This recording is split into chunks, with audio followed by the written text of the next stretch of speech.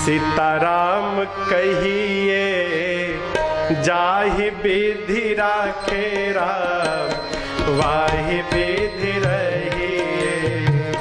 सीताराम सीताराम सीताराम कहिए जाहि विधि राखे राम, वाहि विधि रहिए।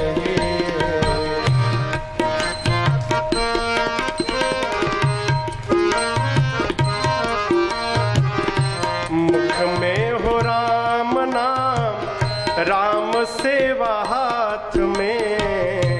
मुख में हो राम नाम, राम सेवा हाथ में।